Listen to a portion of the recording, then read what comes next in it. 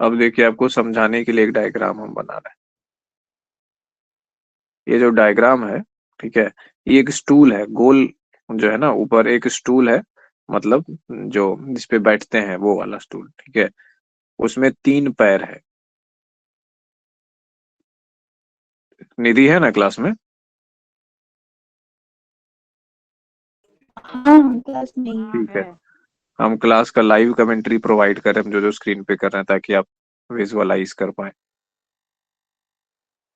तो स्क्रीन पे हम एक स्टूल ड्रॉ किए हैं जिसमें 3 पैर है, ठीक है। तो ये जो 3 पैर है इसके, ये क्या है? इन तीनों को हम लोग कह सकते हैं प्रीमाइसेस, ठीक है, प्रीमाइसेस। ये जो ऊपर वाला जो पोर्शन है, इसको हम लोग कह सकते हैं, जिस पे बैठा जाता है, ठीक है, गोल जैसा जो पोर्शन है, राउंड, इसको हम लोग कह देते हैं कंक्लूजन। और इस पे एक आदमी जो है बैठा हुआ है। अब जगह नहीं है ऊपर, तो हम आदमी नहीं बना सकते हैं, पर चलिए मान लीजिए कि कोई आदमी ऐसे करके, है ना, बैठा हुआ है इस पे।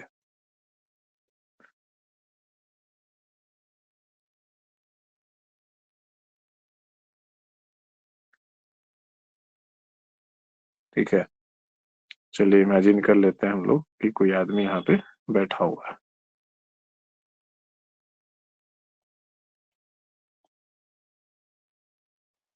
तो ये जो आदमी है, ये क्या है? लॉजिक है। तो हमारा लॉजिक किस पे बैठा हुआ है? कंक्लूजन पे बैठा हुआ है। और कंक्लूजन किससे सपोर्टेड है? प्रीमाइसेस से। अब सोचिए कि ये जो 3 टूल है, ठीक है, ये स्टूल के जो 3 पैर हैं, इसमें से कोई भी एक पैर टूट जाएगा तो क्या होगा? धूम धड़ाका हो जाएगा, है ना, आदमी गिर जाएगा भड़ाम से। कंक्लूजन इधर से हो सकता है कि आदमी गिर जाएगा तो क्या होगा? प्रेमाइसेस अलग छितर गया, कंक्लूजन उधर चला गया, स्टूल स्टूल टूट गया। और अगर स्टूल नहीं भी टूटा तो क्या हुआ कि लॉजिक रहा नहीं, लॉजिक वैलिड नहीं रहा, वो इनवैलिड हो गया, लॉजिक नहीं, वो औंधे मुंह जो है गिर गया। तो ये जो है कंक्लूजन हो गया, प्रेमाइस हो गया, ये सारी चीजें। सर, तो एक क्या? बार और रिपीट कर दीजिए इसको, जहाँ पर से बैठा है ना वहां पर ही। हाँ, तो ये क्या है कि ये एक स्टूल की तरह है, ठीक है, एक गोल स्टूल है, जैसे स्कूल वगैरह में आप लोग देखते होंगे, पुराने स्कूलों में होता था। गोल स्टूल है, इसके 3 पैर है, इस पे आदमी बैठा हुआ है। तो उसका जो पैर है वो क्या है? प्रीमाइसेस है। और ऊपर जो बैठने वाली जो जगह है, जो गोल जैसा है, फ्लैट सा, वो कंक्लूजन हो गया। और उसके ऊपर जो आदमी बैठा है वो हो गया लॉजिक। तो अब प्रेमाइसेस है, मान लीजिए स्टूल का टांग टूट गया तो आदमी क्या होगा? भड़ाम से गिर जाएगा, ठीक है, थोड़ा धूम धड़ाका हो जाएगा, आसपास जो बच्चा होगा वो लोग भी हंस देगा। बच्चा लोग तो सोचता है कि बड़ा लोग जिंदगी हराम किए रहता है, कभी तो कुछ ऐसा हो जो कि हम लोग भी ठाका मार मार के हंसे कि हे लो देखो, बहुत हंसा है हम लोग को नंगटा नुंगटा देख करके। तो ऐसा हो गया। अब क्या हो गया? प्रेमाइस जब बिगड़ेगा तो यहाँ हंसने वाली बात है, ठीक है, लेकिन समझने वाली बात क्या है? समझने वाली बात यह है कि जब आपका प्रीमाइस खराब होगा, यानी जिस चीज पर आप आधारित है, ठीक है, जिस चीज पे आपका लॉजिक है, स्थिर है, अगर वही खराब हो जाएगा तो क्या हो जाएगी? लॉजिक वैलिड नहीं हो जाएगा, लॉजिक गिर जाएगा धड़ाम से, ठीक है। तो यही बात जो है यहाँ पे है। और 2 केसेस हो सकते हैं। अगर आपका टूल जो है, स्टूल ऐसे गिर गया तो क्या होगा? आप गिरे, इसमें तो कोई डाउट नहीं है कि आप गिर जाइएगा, ठीक है। और नहीं भी गिरिएगा तो आप वेल सीटेड तो नहीं हुए, आप अपने जगह से हिले तो आप डिस्प्लेस हुए, यानी लॉजिक खत्म हो गया, ये तो निश्चित है। अब इसके अलावा 2 चीजें हो सकती है। आप धड़ाम से गिरे टूल के साथ, या फिर आप नहीं भी गिरे, टूल गिरा, तो टूल का भी हाथ पैर टूट सकता है, यानी कि प्रेमाइसेस जो है और कंक्लूजन दोनों अलग अलग दिशा में चले गए, दोनों एक साथ जुड़े हुए नहीं रहे, एक चीज को, एक लॉजिक को सपोर्ट नहीं कर रहे हैं। या नहीं तो क्या हो सकता है कि नहीं टूटेंगे, यानी कि कंक्लूजन और प्रेमाइसेस जो है वो दोनों रहेंगे साथ में, लेकिन लॉजिक उस पर नहीं रहेगा, ठीक है। तो ये चीज है यहाँ पर। तो इस तरीके से हम लोगों ने देखा कि क्या है आर्ग्यूमेंट, क्या है। अब इन तीनों को, ये जो पूरा सीन है, ये जो पूरा पिक्चर है, ठीक है, इसी को हम लोग कहते हैं आर्ग्यूमेंट।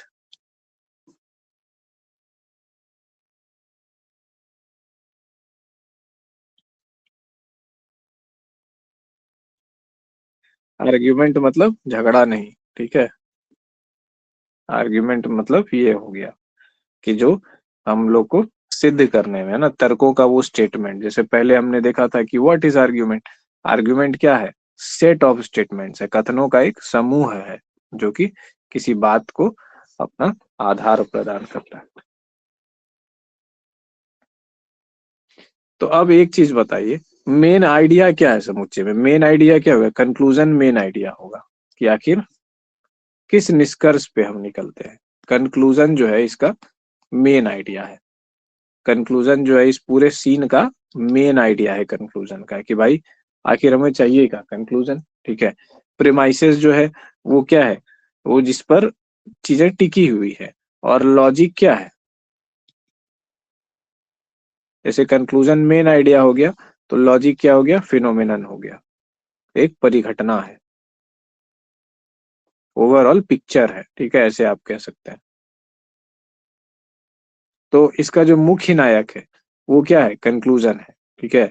और जो सपोर्टिव रोल में है, ठीक है, साइड एक्टर जो है वो हो गया प्रीमाइसेस। और जैसे कि इसको ऐसे कर सकते हैं, एक आया था मुन्ना भाई वाला ऐसे करके पिक्चर, मुन्ना भाई एमबीबीएस। तो उसमें जो मुन्ना भाई है ना, जो मेन एक्टर है, वो है आपका कंक्लूजन। पूरा पिक्चर उसी से है और उसी के लिए है। और सर्किट जो है वो हो गया प्रीमाइसेस, और लॉजिक जो हो गया वो फिल्म हो गया मुन्ना भाई एमबीबीएस, पूरा पिक्चर। तो ऐसे करके आप इसको समझिए। सॉरी, आर्ग्यूमेंट जो हो गया वो पूरा पिक्चर हो गया, और लॉजिक जो है वो लॉजिक कहानी हो गई फिल्म की। पूरी की पूरी कहानी किस पे टिकी है? कंक्लूजन मुन्ना भाई पे टिकी हुई है। मुन्ना भाई किसके टिका हुआ है? ये सर्किट के सपोर्ट पे टिका हुआ है। ठीक है। तो इस फिल्म की स्टोरी हो गई लॉजिक, कंक्लूजन हो गया मुन्ना भाई, प्रीमाइसेस हो गया सर्किट, और ये पूरी पिक्चर का नाम हो गया मुन्ना भाई एमबीबीएस अर्थात आर्ग्यूमेंट। ठीक है। तो ऐसे आप लोग इसको समझ सकते हैं। तो इससे ये चीज भी बहुत क्लियर हो गई कि जो है कंक्लूजन और प्रेमाइसेस है। ठीक है। चलिए अब प्रेमाइसेस को एक बार देख लेते हैं। प्रेमाइसेस में क्या क्या होगा? प्रेमाइसेस सबसे पहले क्या है? कि स्टेटमेंट है, यानी एक कथन है, एक वाक्य है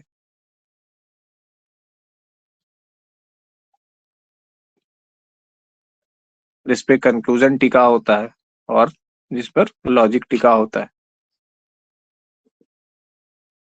तो ये क्या है? फाउंडेशन है, नींव है ना। हमारे लॉजिकल आर्गुमेंट का क्या होता है? ये नींव है, आधार है, इसीलिए इसको आधार वाक्य भी कहते हैं।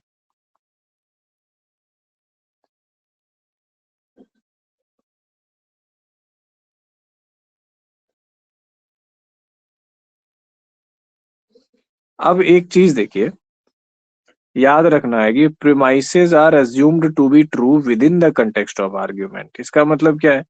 कि प्रीमाइसेस को ट्रू माना जाता है एक आर्ग्यूमेंट के कंटेक्स्ट में। जैसे मान लीजिए कि ये जो डब्बा है, ऐसे हम एक डब्बा ड्रॉ कर रहे हैं, बड़ी ब्रैकेट, ठीक है, इसको समझ लीजिए कि आर्ग्यूमेंट है। तो इस आर्ग्यूमेंट के अंदर में लिखा प्रेमाइसेस मतलब ट्रू। जैसे इसको समझने के लिए फिर वापस हम लोग आते हैं मुन्ना भाई एमबीबीएस के स्टोरी पे। तो मुन्ना भाई एमबीबीएस के स्टोरी पे क्या है? कि प्रेमाइसेस बराबर ट्रू है। तो इसका मतलब क्या है? ऐसे समझिए कि सर्किट जो है, ठीक है, अरशद वारसी एक एक्टर था जो सर्किट था, मतलब सर्किट था नहीं, सर्किट का रोल किया था। ऐसी हरकतें, एक अलग सा काला कपड़ा पहन के, गोल्डन चेन पहन के, नटूटा सा एकदम, अलग अलग चीजें करता था एग्जैक्टली। तो पूरा एकदम भक्त आदमी था वो मुन्ना भाई का। तो क्या होता है कि अब सर्किट के बारे में अगर हम पूछे कि सर्किट किस फिल्म में रोल किया था, तो आप क्या बोलिएगा? मुन्ना भाई एमबीबीएस फिल्म में रोल किया था। क्या सर्किट को आप गोलमाल में ला सकते हैं? नहीं ला सकते हैं। गोलमाल में आएगा तो वो दूसरे रोल में आएगा। ठीक है, एक्टर जो भी हो उसका नाम दूसरा है, किरदार दूसरा है। अब अरशद वारसी को आप मान लीजिए किसी और पिक्चर में लाते हैं, तो क्या आप ये कहेंगे कि सर्किट है? नहीं कहेंगे। ठीक है, आप ये कहेंगे कि उस फिल्म में वो जो एक्टर होगा उसका नाम होगा, पता नहीं गोलमाल में क्या नाम था, हमको भी याद नहीं है। तो इस यही चीज है कि प्रेमाइसेस जो ट्रू होता है वो सर्टेन आर्ग्यूमेंट के लिए ट्रू होता है, उस आर्ग्यूमेंट से बाहर के लिए ट्रू नहीं होगा। जैसे कुआं का मेढक है, प्रेमाइस क्या है? कुआं का मेढक है, वो उस कुएं के अंदर जो है ट्रू होगा, उसके बाहर वो ट्रू नहीं होगा। तो ये चीज ध्यान रखना है कि प्रेमाइस क्या है? फाउंडेशन है स्टेटमेंट का, लेकिन उस आर्ग्यूमेंट के अंदर उसका ट्रू होना जरूरी है। उस आर्ग्यूमेंट के बाहर अगर वो फॉल्स भी है तो मतलब नहीं है, उस आर्ग्यूमेंट के अंदर जो है वो ट्रू होना चाहिए। अब इसका क्या मतलब है, थोड़ा एग्जाम्पल से हम लोग आगे देखेंगे। ठीक है, पहले इतना प्रेमाइसेस को समझ लिए, एक बार कंक्लूजन को भी देख लेते हैं। कंक्लूजन तो आराम से समझ में आ रहा है कि कंक्लूजन क्या है। प्रेमाइसेस को हम लोग आधार वाक्य या आधार भी कहते हैं। चलिए लिख ही चुके हैं, एक बार कितनी बार लिखूं मैं। चलिए, conclusion, conclusion is the main statement. ठीक है, यानी मेन स्टेटमेंट है, मेन जो है ना, मुख्य नायक यही है,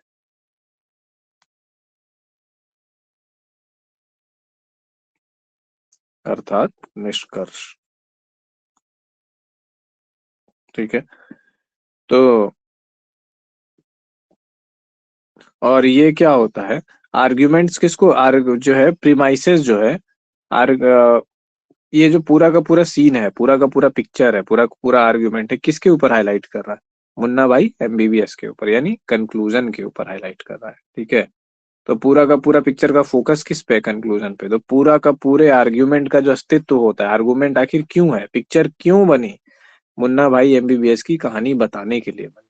ठीक है, तो मुख्य नायक कौन? मुन्ना भाई एमबीबीएस।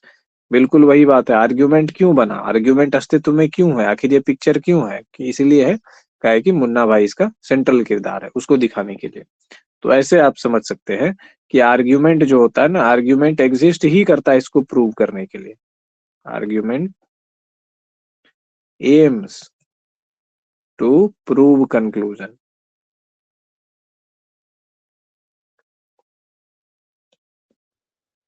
और कंक्लूजन क्या होता है? Supported by premises. Supported by premises. चलिए, तिरंगा झंडा बन गया, ऊपर ये, नीचे ग्रीन, बीच में व्हाइट।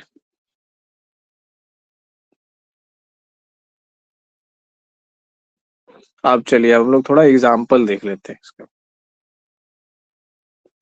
ये बहुत सिंपल सा एग्जाम्पल है, और ये एग्जाम्पल सदियों से यूज होता आ रहा है, वही हम लोग भी यूज करेंगे। ठीक है, और इस एग्जाम्पल को दिया था सुकरात महोदय ने। ठीक है, सुकरात जो बहुत बड़े विद्वान और दार्शनिक माने जाते थे।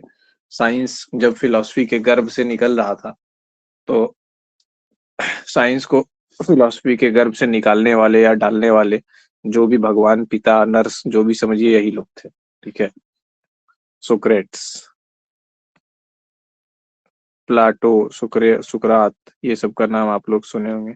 इसको सुकरात भी कहा जाता है, अंग्रेजी में कुछ लोग सोक्रेटिस भी कहते हैं, कुछ लोग सोक्रेट्स भी कहते हैं, तो जो भी कहिए। ठीक है, अब देखिए, तीन स्टेटमेंट हम लोग लगाते हैं यहाँ पे। पहला statement, all men are मॉर्टल। Morton का मतलब मरणशील, जो मरेगा। ठीक है, कोई ऐसा आदमी है जो नहीं मर सकता है कभी? वो मालूम ही था, ये गधा जो है ना कॉल करेगा क्लासे के टाइम। अब काटेंगे इसका कॉल, और रोज भूल जाता है। सभी मनुष्य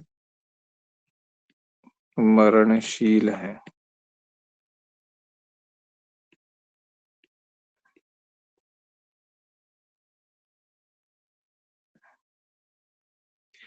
अब देखिए, सभी मनुष्य क्या है, मरणशील है। क्या सही बात है या गलत बात है, बताइए। सही बात। ठीक है,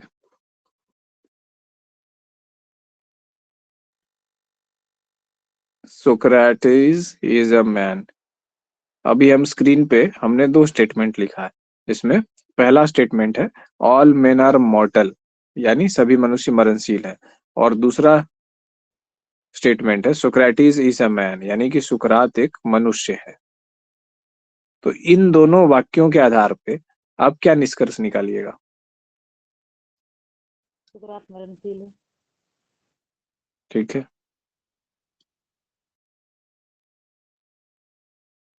पर सुकरात मरणशील क्यों है?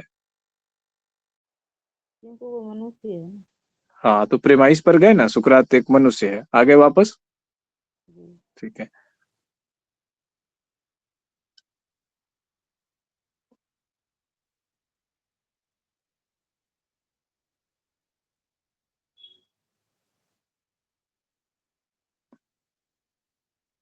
यहाँ पे एक स्ट्रक्चर आप लोग ध्यान दीजिएगा। मैथ में हम लोग देखते हैं ना, इफ ए बराबर बी एंड बी बराबर सी, तो क्या हो जाता है, ए बराबर सी हो जाता है ना। तो वैसा ही कुछ जो हम लोग को यहाँ पे देखने के लिए मिल रहा है। अब इसमें से बताइए कि आधार वाक्य कौन है और निष्कर्ष कौन है, पहचानिए तो। कौन कौन से आधार वाक्य है? ये पूरा का पूरा जो है ये हो गया एक आर्ग्यूमेंट, ठीक है। ये पूरा पूरा हो गया आर्ग्यूमेंट। आर्ग्यूमेंट, ठीक है। अब इसमें पहचानिए, स्टेटमेंट वन है, स्टेटमेंट टू है और स्टेटमेंट थ्री है। पहला statement all men are mortal, दूसरा statement Socrates is a man, तीसरा सोक्रेटिस इज मॉर्टल। कौन सा कंक्लूजन है, निष्कर्ष कौन सा है, और कौन कौन से आधार वाक्य है, प्रेमाइसेस कौन कौन से हैं?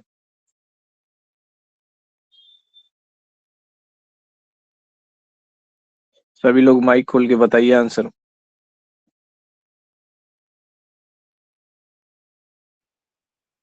सुकरात मरणशील सर, ये जो है निष्कर्ष है। ठीक है,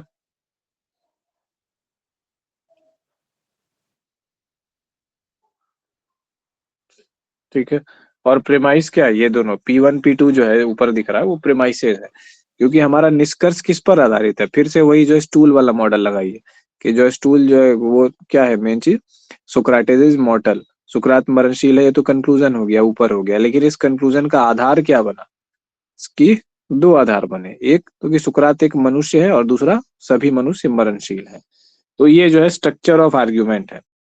तो P1 जो होता है उसको प्रीमाइस वन कह दिए, प्रीमाइस जो वन होता है उसको P1 कहते हैं, ठीक है। प्रीमाइस टू होता है इसको P2 कहते हैं, और कंक्लूजन को हम लोग C कहते हैं। ये तरीका है डिनोट करने का।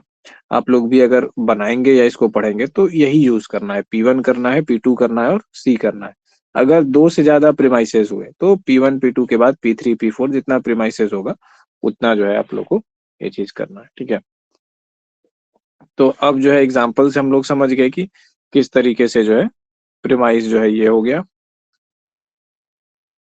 और पहचानना इसमें से है कि सबसे पहला स्तर जो लॉजिकल रीजनिंग का शुरू होता है ये पहचानने से कि प्रेमाइस कौन कौन है और कंक्लूजन कौन है। क्योंकि हम लोग का काम क्या था इसमें, देखिए ऊपर हम लिखाए थे, लॉजिकल रीजनिंग में हम लोग आर्ग्यूमेंट के स्ट्रक्चर को समझते हैं ताकि पता लगाया जा सके कि हमारा लॉजिक वैलिड है कि नहीं, ठीक है। तो यहाँ पे क्या है कि देखिए P1 क्या ट्रू है, ऑल मेन आर मॉर्टल, क्या ये सच बात है, हाँ ट्रू है। P2 क्या है, सुकरात एक मनुष्य है, क्या ये बात भी सही है कि सुकरात एक मनुष्य, हाँ ये बात भी सही है। तो दोनों प्रेमाइसेस क्या हो गए, ट्रू हो गए। तो क्या हो गया कि कंक्लूजन भी ट्रू हो गया। ये बिल्कुल वैसे ही बात है कि जिस स्टूल की हम लोग बात कर रहे थे उसका दो पैर है मान लीजिए, तो दोनों पैर को हम लोगों ने देखा तो देखा कि दोनों पैर ठीक है, इसका मतलब स्टूल पे बैठा जा सकता है। अगर दो में से एक भी पैर जो है खराब होता तो हम लोग क्या कहते हैं कि फॉल्स है, स्टूल जो है भचक जाएगा, लॉजिक जो है इस पर नहीं बैठ सकता है।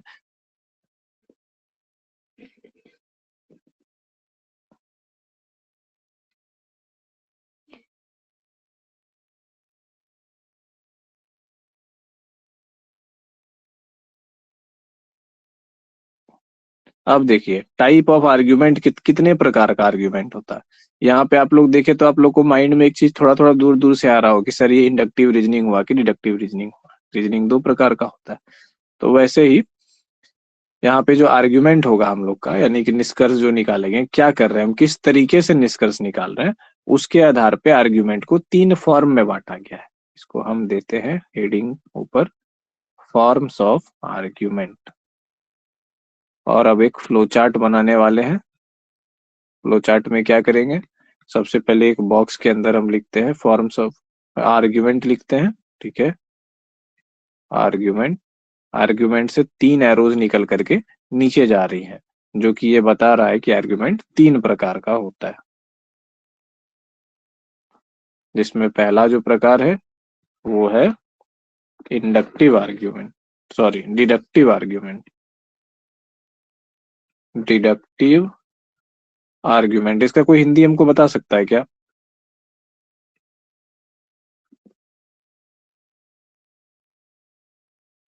दूसरा इंडक्टिव आर्ग्यूमेंट, और तीसरा, तीसरा क्या होगा कोई बताएगा? सुने हैं कोई? नहीं सर। एबडक्टिव आर्ग्यूमेंट। एबडक्ट करने का मतलब होता है अपहरण कर लेना, ठीक है। अब तीनों की प्रकृति को हम लोग एक एक करके जानते हैं। What is deductive argument, what is inductive argument and what is abductive argument.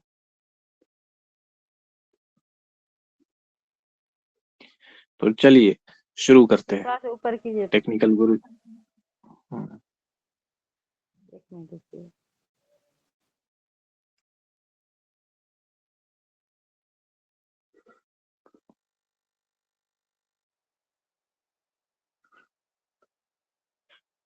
चलिए डिडक्टिव आर्ग्यूमेंट सबसे पहले हम लोग देख रहे हैं कि डिडक्टिव आर्ग्यूमेंट।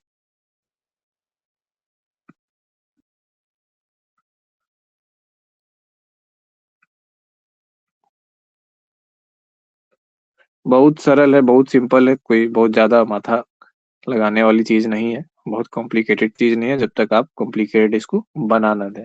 तो यहाँ तक सब फॉलो कर पा रहे हैं? यहाँ तक किसी को कोई कंफ्यूजन, कोई समस्या? नहीं। चलिए ठीक है।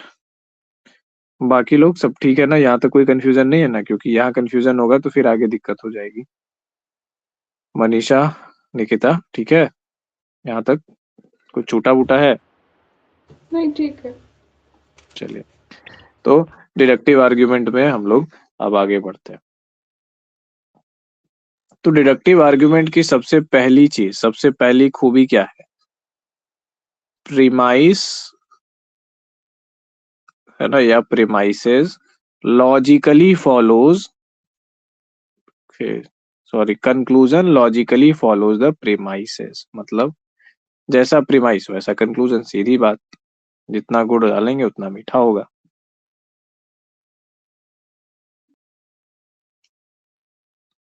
कंक्लूजन फॉलो करता है किसको? प्रीमाइस को। इसका मतलब प्रीमाइस क्या है? दिशा निर्देशक है। प्रीमाइस जिधर ले जाएगा कंक्लूजन उधर जाएगा। कंक्लूजन लॉजिकली फॉलोज, मतलब लॉजिक का इस्तेमाल करके, बिलीफ का इस्तेमाल करके नहीं। या हम लोगों ने लास्ट एग्जाम्पल में क्या देखा था कि लॉजिक का इस्तेमाल करके हम लोगों ने फॉलो किया था, है ना।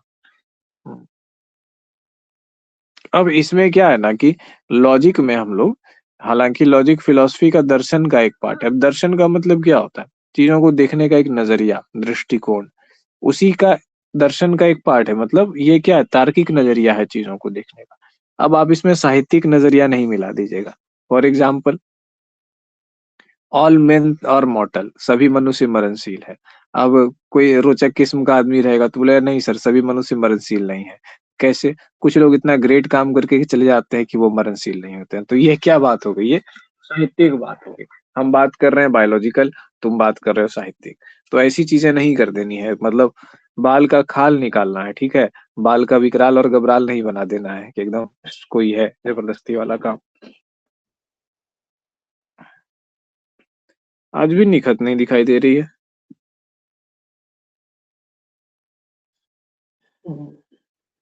कंक्लूजन, शाम में फोन भी आया था इसका जबकि। वो लेट से जाती है, पता नहीं। चलिए, तो ये चीज हो गया कि डिडक्टिव आर्गुमेंट के ना चार मुख्य फीचर्स हैं।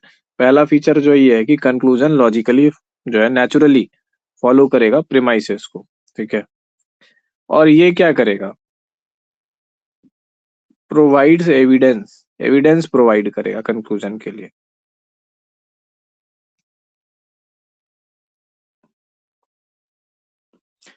पुलिस का जो इन्वेस्टिगेशन होता है, ठीक है, तो कैसे होता है? सबसे पहले लॉजिक के ग्राउंड पे होता है, इसी आर्ग्यूमेंट्स का यूज करके होता है, ठीक है। आर्ग्यूमेंट में तीनों तरह का आर्ग्यूमेंट वो लोग साउंड करते हैं कि कहाँ डिडक्टिव आर्ग्यूमेंट है। क्योंकि आप ही सोचिए, एक पुलिस के जगह पे है, कोई आदमी आया और बोला कि मेरे साथ ऐसा ऐसा हो गया। अब आपको कुछ भी नहीं पता है, सिर्फ उस आदमी का नाम पता है, एड्रेस पता है, वो जगह पता है। न चोर को आप जानते हैं, अपराधी को नहीं जानते हैं। तो इन्फॉर्मेशन आपके पास कुछ है ही नहीं, तो हवा में कहाँ तीर मारेंगे आप? तो आप क्या करेंगे? इस सिचुएशन को देखने समझने का प्रयास करेंगे, जहां तक आपको दिख समझ रहा है। उसके बाद आप कुछ आर्ग्यूमेंट जो है ना, कुछ लॉजिक तर्क गढ़ेंगे, और उसके बाद जो है ना प्रेमाइसेस जो है बनाएंगे। कैसे? पूछताछ करके, लोगों से पूछताछ करेंगे, तो पूछताछ करके कुछ प्रेमाइसेस आप बनाएंगे, फिर उन सारे प्रेमाइसेस के आधार पे कंक्लूजन पर पहुंचने की कोशिश करेंगे। पुनः आप जा करके चेक करेंगे कि ये जो है ना, प्रेमाइसेस की वैलिडिटी चेक करेंगे। जैसे मान लीजिए कि किसी का मोबाइल छीना गया, ठीक है, तो मोबाइल छीना गया किसी का, तो वो जो है पता करेगा कि किस जगह पे मोबाइल छिनाया, कितने बजे मोबाइल छिनाया, और उस जगह पे मोबाइल का लोकेशन देखेगा। अब पुलिस जो है अगर चाहेगी ना, तो पुलिस आराम से पता लगा लेगी कि किस व्यक्ति ने किसका मोबाइल छीना है। लेकिन पुलिस बीइंग पुलिस, ठीक है, कहना तो नहीं चाहिए ऐसे वीडियो पे, पब्लिक प्लेटफॉर्म पे, लेकिन जान आप लोग सब रहे हैं क्या होता है। जिस वक्त मेरा मोबाइल, जैसे मर्डर अगर आपका हो गया, ठीक है, आप रोड पे जा रहे हैं, किसी ने आपको आकर के गोली मार दी, तो गोली मार दी किसी ने आपको, तो पुलिस कैसे पता लगा लेती है तुरंत कि जो है कि उस वक्त किस व्यक्ति ने गोली मारी? आराम से पता लग जाता है पुलिस को, मोबाइल का लोकेशन ट्रेस कर लेती है। उस समय पे देखती है कि उस जगह पर जहाँ पे इसको गोली लगी है, जहाँ पे वारदात हुआ है, किसका किसका मोबाइल वहां पर था। तो 5-7 आदमी जो भी मिलेगा उस वक्त एग्जैक्टली उसका मोबाइल नंबर निकाल लेगी पुलिस की, इस वक्त इस इसका मोबाइल का टावर यहाँ पे मिल रहा है, दिखा रहा है लोकेशन। फिर उसको पुलिस खोजेगी और पकड़ेगी, ट्रेस करके निकाल लेगी। तो बिल्कुल वैसे ही पुलिस आराम से जो है मोबाइल फोन छीनने वाले का भी पता लगा सकती है, क्योंकि छीनने के लिए आया तो उसके पास भी तो मोबाइल फोन होगा ना, नेटवर्क तो मिल रहा होगा। तो बस, लेकिन तो वैसे ही करके जो है क्या, कि पहले क्या करते हैं कि आप प्रेमाइसेस को देखते हैं। तो प्रेमाइसेस भी जो है क्या करता है कि, प्रेमाइसेस क्या करता है कि एविडेंस जो है प्रोवाइड करता है। क्यों प्रोवाइड करता है? ताकि कंक्लूजन को निकाला जा सके। Provides evidence for conclusion, deductive argument में कंक्लूजन, CONCLUSION है, ठीक है, अच्छे से ही लिख देते हैं इसको, कंक्लूजन।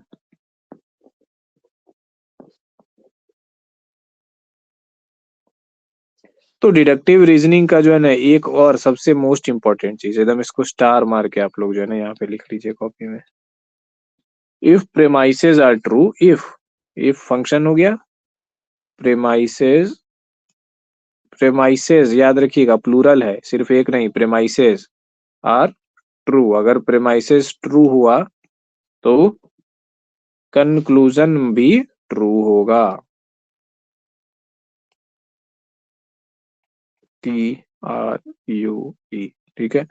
तो ये जो है ना सबसे मोस्ट इंपॉर्टेंट फीचर आप इसको कह सकते हैं।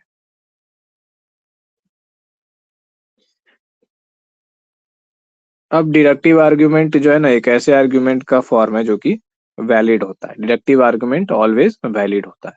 तो अगर आपका आर्ग्यूमेंट, जो स्ट्रक्चर ऑफ आर्ग्यूमेंट्स हम लोग देख रहे हैं, ठीक है, अगर कोई ऐसा एग्जांपल मिलता है, इसको हम लोग देखते हैं और हम लोग पाते हैं कि इसमें डिडक्टिव आर्ग्यूमेंट का यूज हुआ है, ठीक है, तो हम लोग क्लियर कह सकते हैं, हम लोग देखेंगे कि वाकई क्या सही डिडक्टिव आर्ग्यूमेंट है, हाँ। क्या दोनों प्रेमाइसेस को फॉलो करके कंक्लूजन बना है? हाँ बना है। क्या तो इसको विपरीत चेक करेंगे, जैसे पहले की, क्या दोनों प्रेमाइसेस, दो तरीके से चेक करेंगे, ध्यान से सुनिएगा। क्या दोनों प्रेमाइसेस कंक्लूजन को सपोर्ट कर रहे हैं, एविडेंस दे रहे हैं? हाँ दे रहे हैं। क्या कंक्लूजन का जो अब इसके विपरीत जाइए, क्या कंक्लूजन का आधार दोनों प्रेमाइसेस है? हाँ इसका आधार दोनों प्रेमाइसेस है। तो दो तरीके से हम लोग चेक करते हैं, ठीक है, उलट पलट करके, कि पहले देखेंगे कि क्या दोनों प्रेमाइसेस इशारा कर रहे हैं कंक्लूजन की तरफ, पहला तरीका ये है, हाँ ओके इशारा कर रहे हैं, इस यही बात को एविडेंस दे रहे हैं, उसको बल दे रहे हैं, हाँ ठीक है, ये बात होगी। अब इसको पलट के पूछेंगे हम लोग क्वेश्चन, कि क्या कंक्लूजन जो है वो इन दोनों प्रेमाइसेस पर ही पूर्णतः टिका हुआ है? हाँ पूर्णतः टिका हुआ है। तो इसका मतलब क्या हो गया कि ये हो गया डिडक्टिव आर्ग्यूमेंट, ठीक है, या इसको डिडक्टिव रीजनिंग आप कह सकते हैं। तो डिडक्टिव आर्ग्यूमेंट, आर्ग्यूमेंट का ऐसा फॉर्म है जो कि हमेशा वैलिड होता है। हमेशा वैलिड होता है मतलब कब? जब ये दोनों चीज हम चेक कर चुके होंगे। तो यहाँ तक किसी को कोई दिक्कत? फिर से एक एग्जांपल देख लेते हैं हम लोग डिडक्टिव आर्ग्यूमेंट का। चलिए, P1, P1 ये है, इस बार इंग्लिश में ही लिखते हैं। All mammals are warm blooded animals. इसमें किसी को कोई दिक्कत? दो तरह के होते हैं ना एनिमल्स, गर्म खून वाले और ठंडे खून वाले। तो ऑल मैमल्स आर क्या है? Warm blooded animal. ये P1 है। और P2 क्या है? अ whale is a mammal. Is a mammal.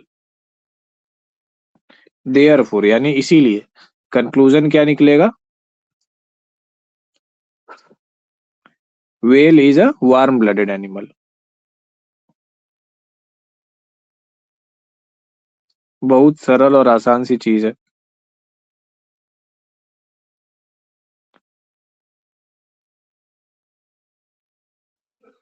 लेकिन अभी आसान है, आगे जाके नहीं रहेगा। जब क्वेश्चन हम लोग देखेंगे ना, तब तब लगेगा कि नहीं, थोड़ा थोड़ा स्ट्रक्चर को समझना जरूरी है। हम लोग को रीजनिंग बनाना नहीं है। जो लोग जनरल कंपटीशन की तैयारी किए हैं या कर रहे हैं, वो एकदम आराम से जेब में हाथ डाल के मत ऐसे बैठे रहिए कि हाँ ये तो बहुत बनाया है रीजनिंग में, इसमें क्या है। वो रीजनिंग वाला क्वेश्चन आएगा ही नहीं एग्जाम में, वो बनाना ही नहीं है। हम लोग को आएगा स्ट्रक्चर ऑफ आर्ग्यूमेंट चेक करने के लिए, ठीक है। हम लोग जो जनरल कंपटीशन के एग्जाम में बनाते हैं, हम लोग रीजनिंग का यूज करते हैं। यहाँ रीजनिंग को यूज नहीं करना। यहाँ एक रीजनिंग का एग्जाम्पल दिया हुआ, उसको चेक करना है कि रीजनिंग साउंड है कि नहीं, रीजनिंग वैलिड है कि नहीं। कंक्लूजन नहीं निकालना है। वहां पे क्या था, वहां पे हम लोग को कंक्लूजन निकालना होता है, या कई बार कुछ कुछ क्वेश्चन में बताना होता है कि क्या कंक्लूजन सही है या नहीं है। कुछ ऐसे भी रहते हैं, लेकिन हम लोग में पूर्णतः ऐसे ही रहेंगे।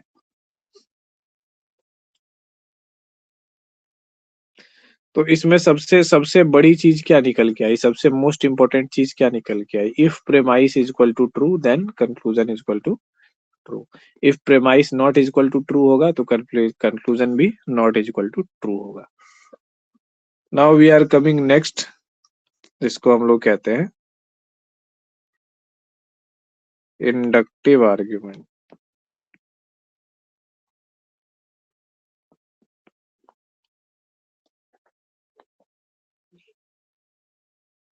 चलिए,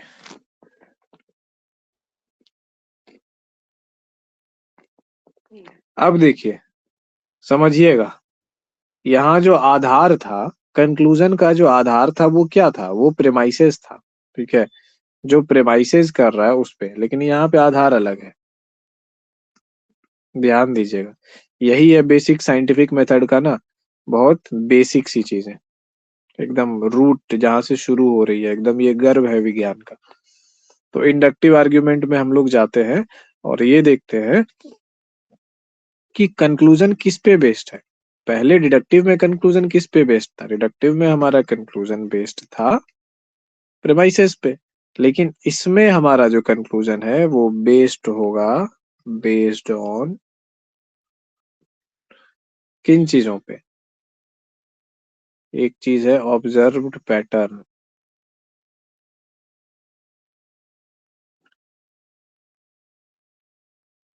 पैटर्न पर, ट्रेंड पर, और एविडेंसेस पर। कैसे, आगे देखेंगे एग्जांपल में तो समझ में आ जाएगा, ठीक है। अभी इतना ही समझिए, ठीक है। अभी अभी जस्ट ये सेंटेंस जैसे यहाँ पे खत्म होगा ना मेरा, फिर अभी नीचे एग्जांपल भी देगा, क्लियर हो जाएगा कैसे।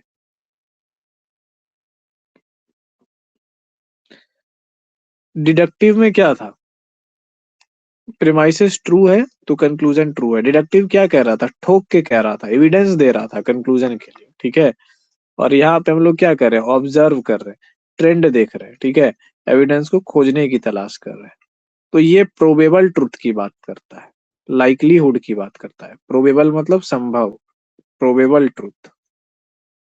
लाइकलीहुड संभाविता की बात करता है, वो भी लिख देते हैं हिंदी में, ठीक है। कि किसका सच होना संभव है। और पिछला जो है डिडक्टिव आर्गुमेंट क्या कह रहा था? ठोक बजा के बात कर रहा था कि भाई यही सच है, ठीक है।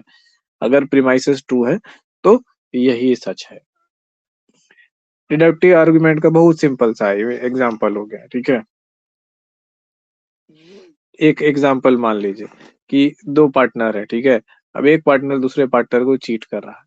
उसका एक प्रेमाइसेस ये है कि जो है कि समझ लीजिए कि जो जो व्यक्ति दूसरे पार्टनर को चीट करता है, वो एक certain kind of behaviour display करता है, ठीक है। प्रेमाइस वन हो गया।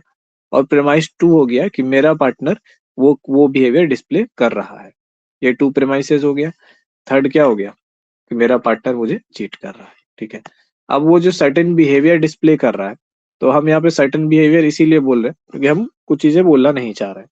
तो ये चीजें जो आप समझ रहे हैं, तो इस तरीके से क्या है कि आप सर्टेन तरीके से आप समझ सकते हैं कि अगर प्रेमाइस 1 ट्रू हो गया, अगर मेरा पार्टनर उस सर्टेन बिहेवियर को डिस्प्ले कर रहा है और वो ट्रू है कि हाँ उसने डिस्प्ले किया है, तो दूसरी प्रेमाइस क्या, दूसरे लॉजिक माइंड में क्या बनेगा कि इसको हम लोग चीटिंग कहते हैं, इस बिहेवियर को। और तीसरा ये चीज क्या होगा कि माई पार्टनर चीटेड मी। तो ये इस तरीके से रियल लाइफ में भी जब डिसीजन मेकिंग हम लोग करते हैं, तो डिसीजन मेकिंग का लॉजिक क्या होता है? लॉजिक आर्गुमेंट होता है। इसीलिए आर्गुमेंट को सही से समझना एक लॉजिकल हेड की निशानी है। लेकिन हम लोग मेथड्स ऑफ नोइंग में पढ़े, 4 मेथड्स ऑफ नोइंग में तीसरा मेथड हम लोग का लॉजिक था और चौथा मेथड क्या था? एक्सपेरिमेंट था। तो तीसरा मेथड लॉजिक से हम लोग लॉजिकल कंक्लूजन पे पहुंचते हैं और फिर एक्सपेरिमेंट से करके उसका प्रॉपर एविडेंस निकाल के हम लोग उसको प्रूव करते हैं। तो कोई भी चीज केवल लॉजिक से नहीं आंकी जानी चाहिए, केवल लॉजिक से नहीं देखी जानी चाहिए। एक्सपेरिमेंट करके उसको ना, ऑब्जर्वेशन के साथ साथ एक्सपेरिमेंट करके उसको प्रॉपर रियल वर्ल्ड रिजल्ट निकाल के तब डिसीजन लेना चाहिए, चाहे कोई भी लाइफ में डिसीजन हो, ठीक है, कितना भी खराब से खराब केस हो। वरना इतना क्विक ऑन टोज जो है नहीं होना चाहिए प्रॉपर डिसीजन लेने के लिए। आप उसको स्टैंड वे में रख सकते हैं कि हाँ अंडर इन्वेस्टिगेशन आप तब तक रख सकते हैं, आप बिलीव भी मत करो, डिसबिलीव भी मत करो। तो हेल्दी लॉजिकल माइंड की यही निशानी है।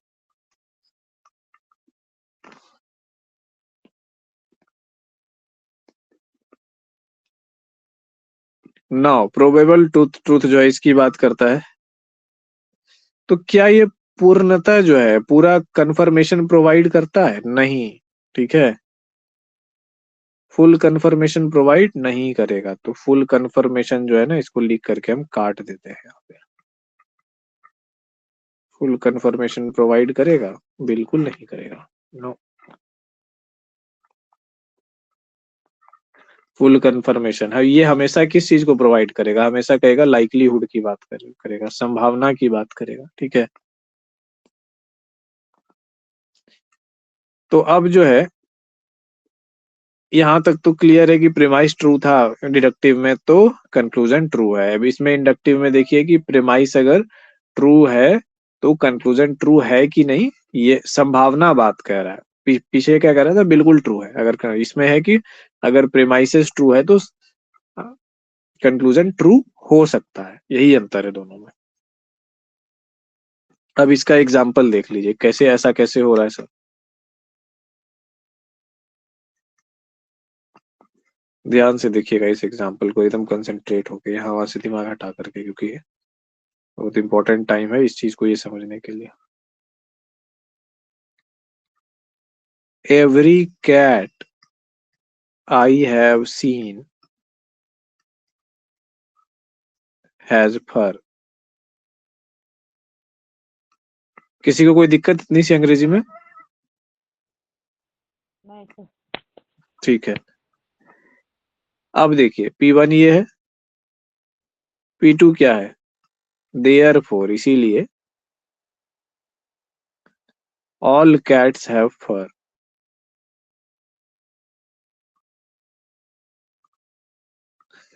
नोटिस कीजिएगा इसमें क्या हो रहा है।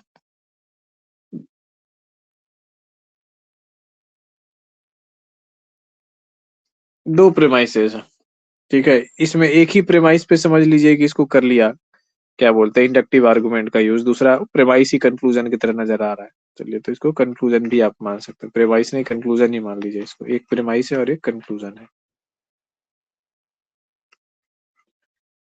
कंक्लूजन है। तो ये कह रहा है कि every cat I have seen has fur, जितनी बिल्लियां मैंने देखी है सब में फर होता है। तो इसीलिए क्या होता है कि हर कैट्स के ऊपर फर है। तो अब क्या देखिए कि आई हैव सीन, जितनी बिल्लियां मैंने देखी है सब पर फर होता है, इसीलिए सभी बिल्लियों पर फर, इसीलिए ऑल कैट्स हैव फर। अब आप लोग कभी पर्शियन कैट का नाम सुने हैं? आप लोग को भी ये सही लग रहा होगा कि हाँ भाई जितनी बिल्ली हम लोग देखे हैं सब पे फर होता है, तो हम लोग कह सकते हैं कि बिल्ली एक ऐसा जानवर जिस पर फर होता है। बचपन में ऐसे ऐसे हम लोग लिखा करते थे। पर आप लोगों ने पर्शियन बिल्ली नहीं देखी होगी, या जिन्होंने देखी होगी तो उनको पता होगा। पर्शियन बिल्ली वैसे होती है, उसके उसके स्किन के ऊपर बाल नहीं होता है, ठीक है। जैसे मान लीजिए कि हम लोग की कोई बिल्ली है या कोई डॉग देखे होंगे आप गली में जिसके स्किन के ऊपर पूरा बाल नहीं है, तो कितना अजीब सा लगता है देखने में, गंदा सा, डरावना सा। तो पर्शियन कैट का एक ब्रीड होता है, सारा तो नहीं, एक कोई ब्रीड होता है पर्शियन। अब अगर हम पर्शियन कैट के देख लेते हैं, श्योर कर हम कर लेते हैं, एग्जैक्ट हम श्योर नहीं है पर्शियन कैट ही है क्या? पूछ लेते हैं एक बार। Which cat species does not have fur on their bodies? Persian cat तो बेहद खूबसूरत होती है। Sphinx cat is a breed known for its Sphinx cat है, ठीक है। उसमें जो है नहीं होता है फर, पर्शिया के आसपास का है, पर्शियन कैट में फर होता है, सॉरी। तो स्फिंक्स कैट जो होती है उसमें फर नहीं होता है। तो अब देखिए जो कंक्लूजन हुआ ये ट्रू हुआ क्या? नहीं। क्यों? क्योंकि इसमें आई फैक्टर था, आई हैव सीन, यानी सब्जेक्टिविटी। आगे आ गई बात सब्जेक्टिविटी की। तो ये जो हमारा नॉलेज है ये कहाँ से आ गया? सब्जेक्टिविटी की। तो अब कंक्लूजन इज लाइकली, संभव है कि कंक्लूजन ट्रू है, लेकिन गारंटी नहीं है, हमेशा हर चीज जगह पे ट्रू नहीं होगा। लेकिन डिडक्टिव आर्ग्यूमेंट, ये डिडक्टिव आर्ग्यूमेंट का देखिए एग्जांपल, बिल्कुल ट्रू होगा। All mammals are warm blooded animals, whale is a mammal, therefore whale is a warm blooded animal, ठीक है।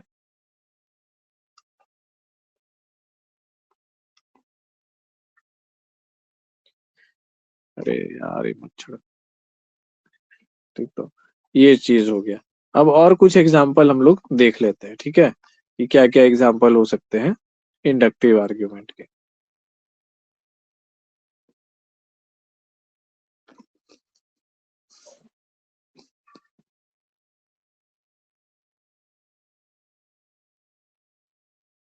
इसमें क्या क्या चीजें इंपॉर्टेंट है इसमें?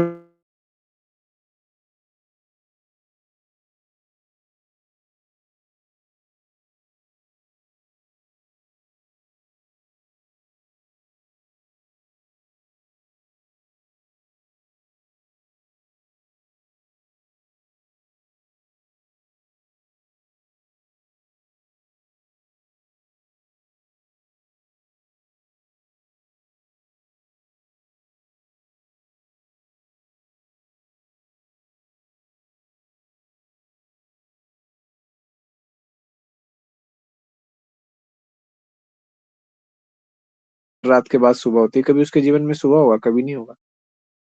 वो एक अलग जिंदगी और अलग जगह पे नर्क में जाके फंस गया।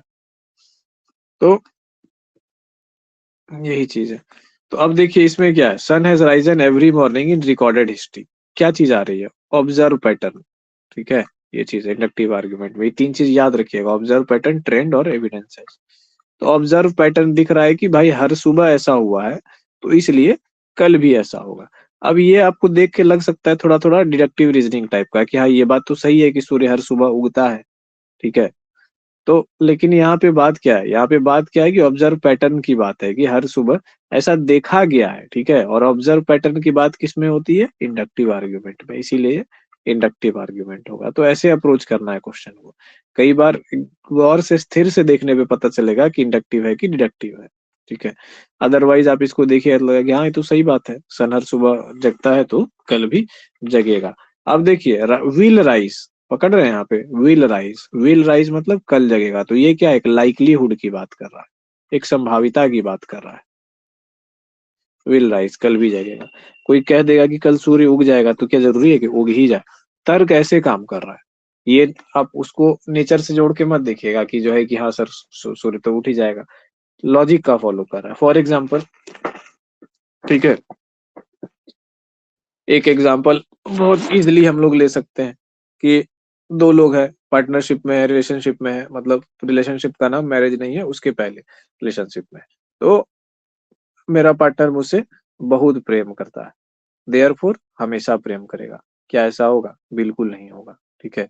ये चीजें आप भी देखते हैं कि ये इस तरह का जो रीजनिंग अगर आपने कर लिया और अपने माइंड में, और आप निश्चिंत हो गए कि भाई ये हमेशा करेगा, तो ऐसा नहीं होगा। क्योंकि वो हर सुबह जो है आपको गुड मॉर्निंग करते आ रहा है, हर सुबह आपको जो है ऐसा करते आ रहा है, तो जो है आगे भी जीवन भर करता रहेगा, इसकी कोई गारंटी नहीं है। हो सकता है कल के कल वो बिल्कुल बदल जाए और अपने आप को तैयार कर ले कि हमको आज से इसको गुड मॉर्निंग गुड इवनिंग नहीं करना है। तो इस तरह के क्या है कि फॉल्टी रीजनिंग जो है आर्ग्यूमेंट, जिनको हम ट्रूथ मान लेते हैं, तो हम लोग क्या करते हैं कि जब डिडक्टिव और इंडक्टिव में फर्क नहीं कर पाते हैं, तो हम लोग लाइकलीहुड यानी पॉसिबिलिटी को हम लोग ट्रूथ मान लेते हैं। तो जो व्यक्ति यहाँ पे जो है ना पॉसिबिलिटी को ट्रूथ मान लिया, ठीक है, जो सोच लिया है कि हाँ भाई चलो आज ऐसा है तो ये हमेशा के लिए रहेगा, नहीं टाइमलेस हो गया एकदम।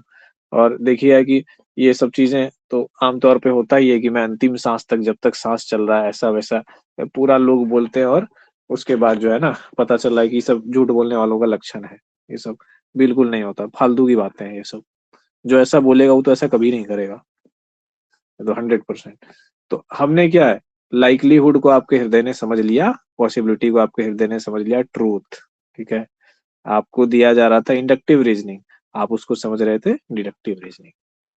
तो एक एग्जांपल हमने देखा ऑब्जर्व पैटर्न का। अब और देखते हैं, अब ट्रेंड वाला देखते हैं।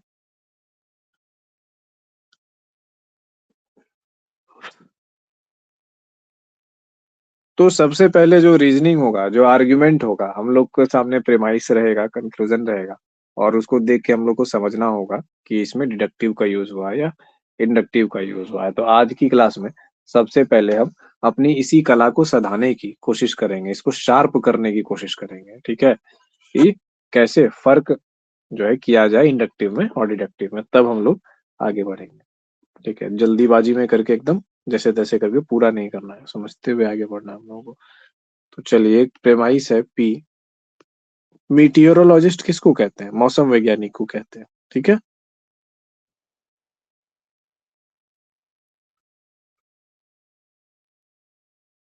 मीटियोरोलॉजिस्ट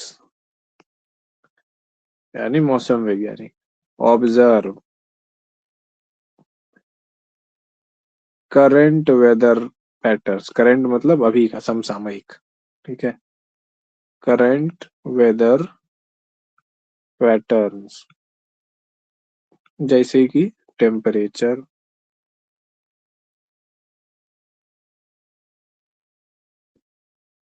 ह्यूमिडिटी। आपको कितने दिन गांव में रहना है अभी निधि?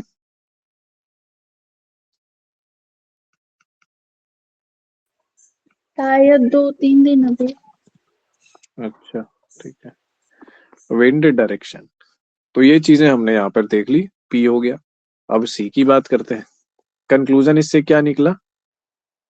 मेटीरियोलॉजिस्ट कौन लोग हैं? ये वो लोग हैं जो ऑब्जर्व करते हैं करंट वेदर पैटर्न्स को, टेम्परेचर को, ह्यूमिडिटी को, विंड को, ठीक है। नाउ कंक्लूजन क्या है? They predict a 70% chance of rain tomorrow.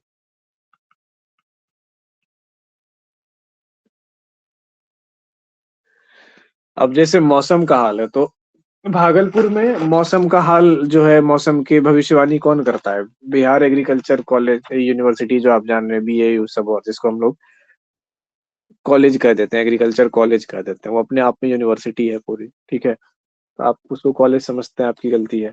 तो वो क्या करता है, वहां पे मौसम वैज्ञानिक होते हैं और उनका वेबसाइट है खुद का, ठीक है, बिहार एग्रीकल्चर यूनिवर्सिटी का।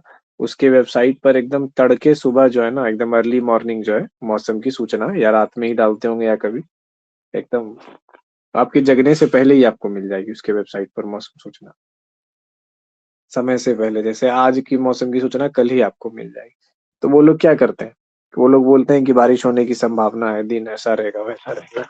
और फनी बात ये है कि ये फोरकास्टिंग जो है ना, अमूमन गलत निकलती है, जो कि बहुत हास्यास्पद बात है, कि हमको हंसी लगता है कि सैटेलाइट डेटा है ना, सारे डिवाइसेज है, सारा मीटर्स है, उसके बाद भी आपका जो है ना मौसम सूचना हमेशा गलत निकल रहा है, सालों से गलत निकलता आ रहा है। और आप ये नहीं समझ पाए हैं कि क्यों आपका मौसम का आंकड़ा जो है गलत निकल रहा है, जबकि ह्यूमिडिटी, टेम्परेचर, सब कुछ रिकॉर्ड करने का मीटर, सब डिवाइसेज है आपके पास। तो चलिए, क्या हंसेंगे दूसरे के ऊपर, हम लोग का तो खुद नेट नहीं निकल रहा है। तो they predict 70% chance of rain tomorrow. तो यहाँ पे क्या, अगेन देख रहे हैं, प्रिडिक्शन यानी लाइकलीहुड, संभाविता। एक तो इससे पकड़ लिया हमने कि जो है कि ये है बेटा इंडक्टिव रीजनिंग। दूसरी चीज क्या, ट्रेंड, है ना, ये जो है ऑब्जर्व पैटर्न और ट्रेंड की बात करता है, ट्रेंड। तो ट्रेंड की जब बात करता है तो यहाँ पे हम लोग देख रहे हैं क्या, ये लोग भी ट्रेंड देखते हैं, क्या देखते हैं, सबका पैटर्न देखेंगे, उस ट्रेंड के हिसाब से वेदर का फोरकास्टिंग करेंगे, मतलब इंडक्टिव रीजनिंग।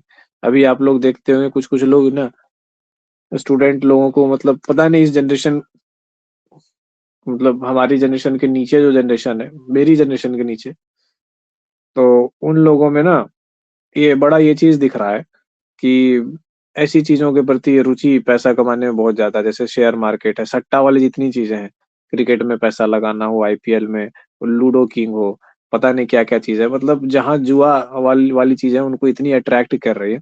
और हम लोग जिस जनरेशन से बिलोंग करते हैं, हम लोग के लिए जुआ खेलना पाप माना जाता है। भाई जुआ खेलना पाप है, तुम ठेला चला लो, है ना, दुकान मतलब ये कर लो, ऐसा हम लोग का ये है कि भाई भजन वजन गा लेंगे, पूजा वूजा करा लेंगे मंदिर में, ठेला रिक्शा खींच लेंगे, लेकिन जुआ खेल के जो है ना उसमें नहीं जाना है।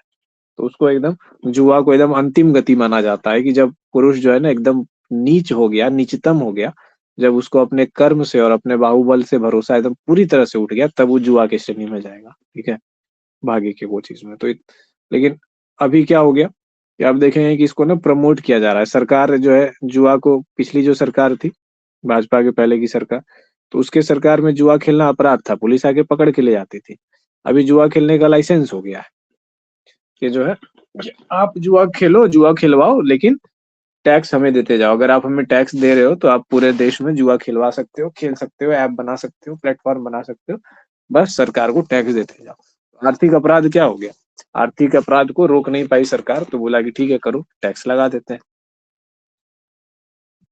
तो ऐसी ऐसी चीजें जो है, ये चीजें तो आप देख रहे हैं कि जुआ में क्या होता है, जुआ में हमेशा प्रिडिक्शन होता है।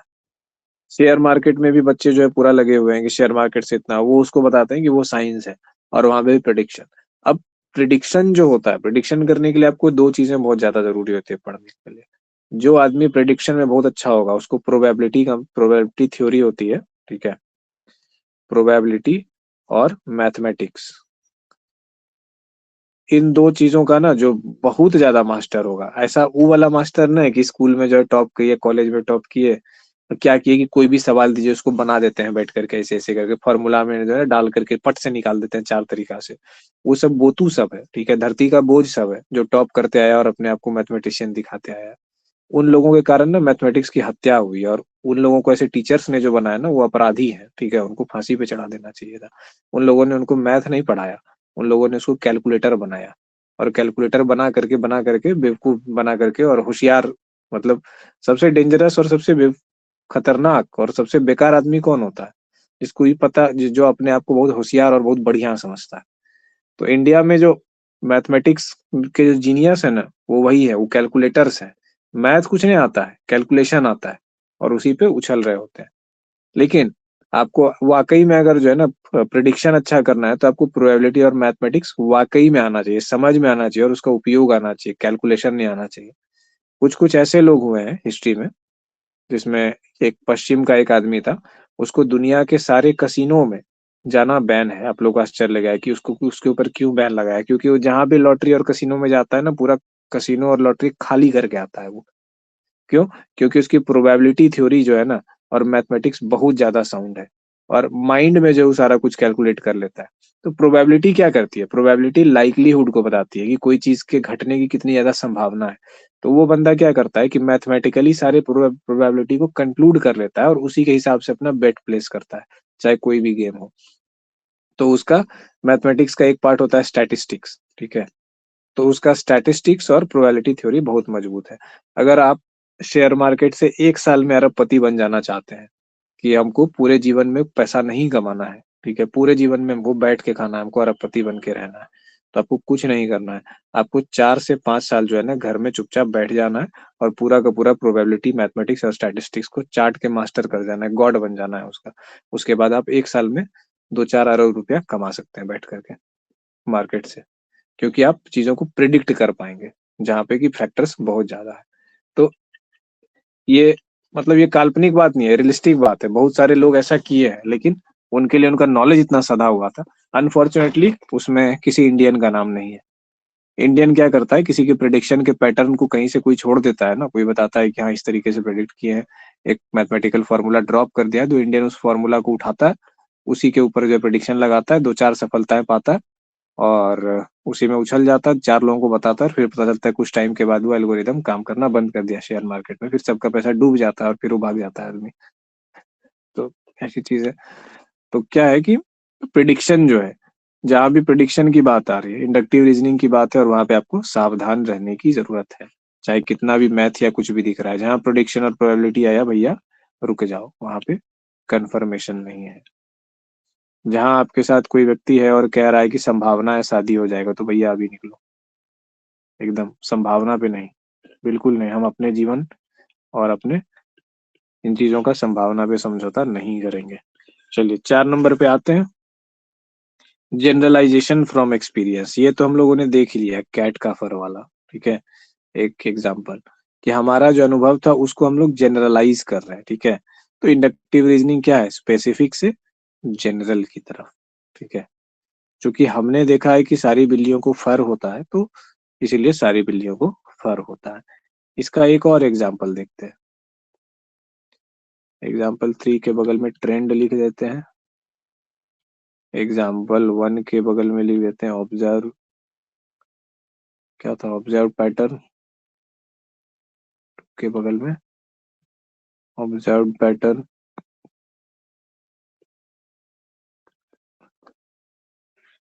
और एग्जाम्पल 4 के बगल में होगा जनरलाइजेशन फ्रॉम एक्सपीरियंस। अपने जो अनुभव है उसको हमने जनरलाइज कर दिया। जैसे किसी लड़की की बड़ी बहन ने देखा कि जो है कि मेरी छोटी बहन के साथ जो लड़का प्यार मोहब्बत की बातें कर रहा है, उसको सपना दिखा रहा है कि मैं तुम्हारे लिए चांद तारे तोड़ लाऊंगा, मैं तुम्हारे लिए ये बन जाऊंगा, वो बन जाऊंगा। अब छोटी बहन का अनुभव ये था कि जितने भी ऐसे लड़के थे सारे दलाल थे, ठीक है। सारों को बस लड़कियों को सुनहरा सपना दिखा करके उनका जो है केवल इमोशनल जो है ना उनका फायदा उठाना था, लड़कियों का केवल फायदा उठा, सारे लड़के ऐसे ही थे। तो उसने अपने जो ऑब्जर्वेशंस को पाया, ठीक है, अपने एक्सपीरियंस से उसने जनरलाइज कर दिया कि भैया तुम्हारा लड़का भी ऐसा ही है, 2 साल से जो है तुमको ऐसे कर रहा है वैसे कर रहा है, कुछ किया नहीं, कुछ नहीं करेगा, सारे लड़के ऐसे ही होते हैं। उसको कन्विंस कर लिया, ठीक।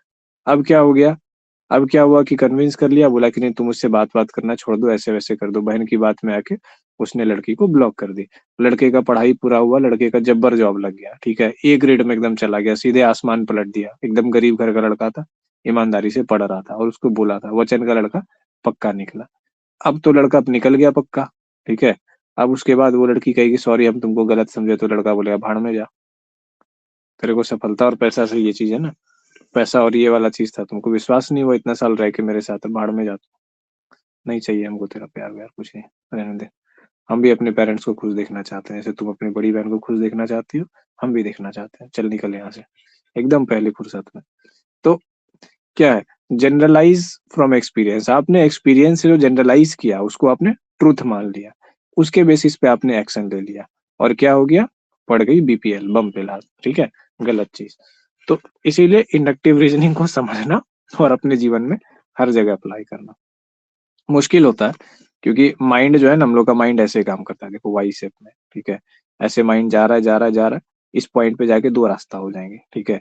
एक रास्ता कहता है इमोशन, एक रास्ता कहता है लॉजिक, ठीक है। ये दोनों शॉर्टकट्स हैं, पाथवेज बने हुए हैं हमारे माइंड में, इमोशन और लॉजिक का।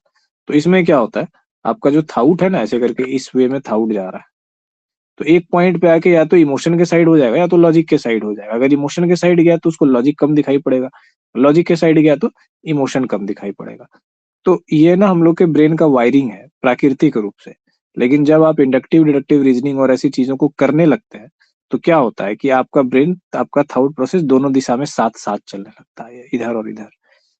जब आप केवल इमोशन को, आपका थाउट प्रोसेस पूरे इमोशन की तरफ मुड़ गया और आपने लॉजिक को अनदेखा कर लिया, तो उसको कहते हैं इमोशनल हाईजैक, ठीक है। कि इमोशन का जो पाथ है उसने हाईजैक कर लिया आपके थाउट को। और अगर आप इमोशन को छोड़ के पूर्णतः लॉजिक को देखने लगते हैं, तो उसको कहते हैं लॉजिकल हाईजैक।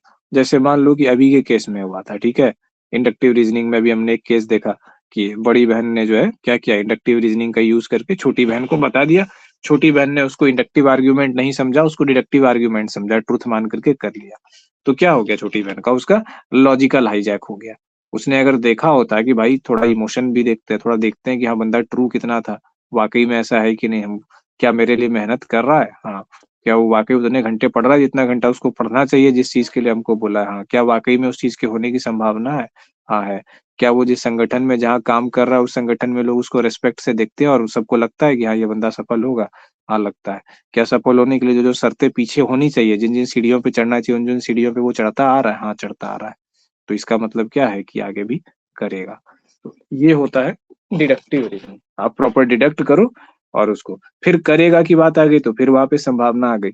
तो डिडक्टिव और इंडिक्टिव क्या है, एक तरीके से दोनों तरीके का यूज करना पड़ता है हम लोगों को। जनरलाइज फ्रॉम एक्सपीरियंस की जब हम लोग बात करते हैं तो आइए चलते हैं प्रीमाइस पर।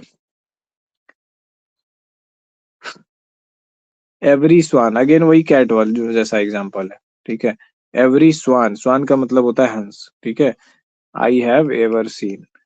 अच्छा इसका एक बड़ा मस्त सा एग्जांपल है, पता है, हम हंस देखे हैं और हम हंस को पहचानते हैं, और बहुत सारे लोग होंगे ना जो हंस को नहीं देखे और हंस को नहीं पहचानते हैं, और उनके लिए ना वो हंस बतख है एक्चुअली में। और मेरे लिए बहुत फनी है कि जब भी मैंने कहा है कि देखो यार ये हंस है, तो उनको उनको मानते ही नहीं है, उनको स्वीकार ही नहीं होता, नहीं ये तो बतख है, ये तो बतख है, क्योंकि उन लोगों ने हंस को देखा ही नहीं है।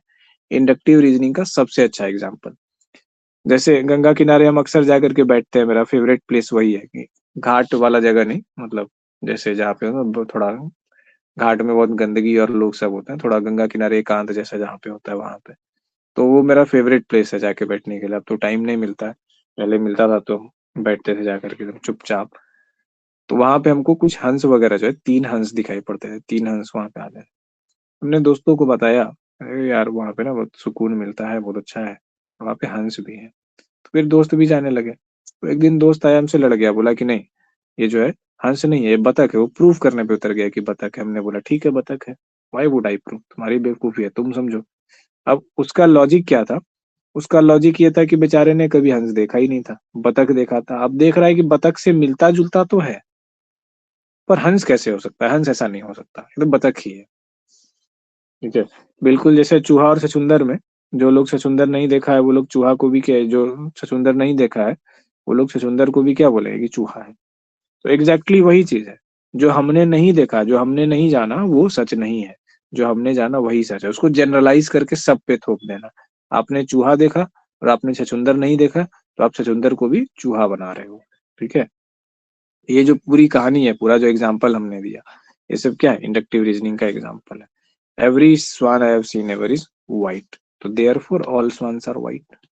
हमने जितना हंस देखा है सबको सफेद देखा है, तो इससे क्या पता चलता है, हंस सफेद होता है। कोई जरूरी है सफेद होता है, ब्लैक भी हो सकते हैं।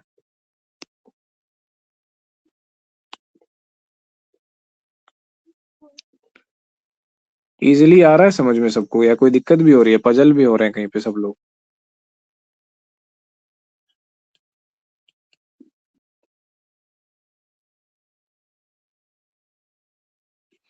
तो चलिए, ये समझ गए हम लोग, इंडक्टिव आर्ग्यूमेंट समझ गए और डिडक्टिव आर्ग्यूमेंट दोनों को समझ गए। अब कल या नेक्स्ट क्लास में हम लोग पढ़ेंगे एबडक्टिव आर्ग्यूमेंट को, ठीक है। एबडक्टिव आर्गुमेंट में क्या होता है कि बेस्ट पॉसिबल हम लोग जो है ना एक्सप्लेनेशन को खोजने की कोशिश करते हैं कि बेस्ट पॉसिबल क्या हो सकता है।